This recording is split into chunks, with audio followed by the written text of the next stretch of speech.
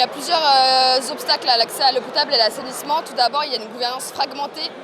des politiques de l'eau, c'est-à-dire qu'on pense trop en silo et l'eau est un enjeu transversal. Donc il faudrait qu'il y ait plus de convergence entre les différents secteurs liés à l'eau pour s'assurer que tous les enjeux soient vraiment interconnectés et que les politiques soient à la fois inclusives et connectées elles-mêmes à différentes échelles, autant au niveau local, national que régional et international, mais aussi entre les secteurs eux-mêmes, donc les secteurs connectés à l'eau comme l'agriculture, la sécurité alimentaire, la santé, l'économie.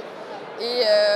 en fait, le problème, c'est qu'on n'a pas assez une vision holistique des enjeux liés à l'eau, ce qui fait qu'il y a une déconnexion entre les politiques internationales et la réalité sur le terrain,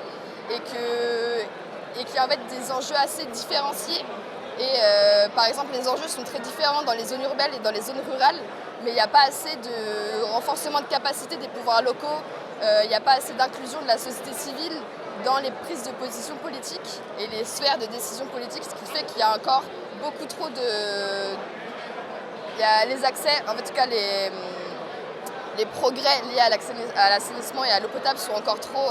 freinés par tous ces mécanismes. Justement, c'est un des messages qu'on porte au sein du secrétariat international de l'eau. On essaie de porter la voix des jeunes et de la société civile. Ça se passe à travers différentes coalitions. On a une coalition d'ONG qui s'appelle l'Effet Papillon, qui regroupe 150 ONG de la société civile du secteur de l'eau pour faire porter la voix de nos membres et des réalités locales et des populations vulnérables sur la scène internationale, comme les conférences des Nations Unies sur l'eau, comme celle qui va avoir lieu en décembre. Et on a le même genre de mouvement qui s'appelle le mouvement global de la jeunesse pour l'eau, qui rassemble 370 organisations de la jeunesse pour l'eau. Et en fait, le but, c'est vraiment d'essayer de coordonner ces mouvements de la société civile et des jeunes pour avoir des messages communs impactants et qu'on ait plus de légitimité et de poids sur la scène internationale, et pour avoir une légitimité lorsqu'on demande l'institutionnalisation de la participation de la société civile et des jeunes dans les sphères de décision.